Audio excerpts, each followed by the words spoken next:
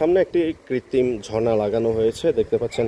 আসলে একটা জিনিস হলো অতীতে যেসব কুয়াগুলো ছিল বা যে কূপগুলো ছিল সেই কূপগুলো ছিল এরকম এরকম কূপ থাকতো এবং এই কূপ থেকে এরকম বালতিতে করে পানিগুলো উঠানো হতো।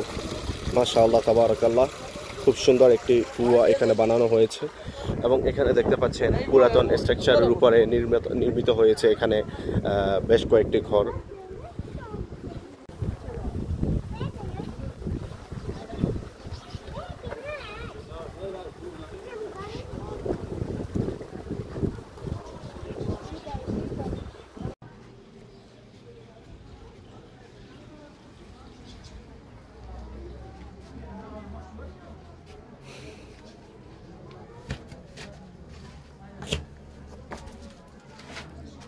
এখানে একটি ঘর রয়েছে, আমি এখন এই বন্ধ ঘরের ভিতরে রয়েছি।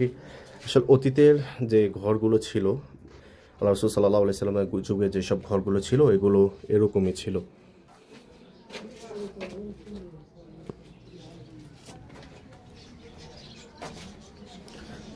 আপনারা দেখতে পাচ্ছেন এখানে দৈনিক শত শত বা হাজার হাজার হাজী সাহেবানরা আসেন এবং এই জায়গাটি ভিজিট করে থাকেন।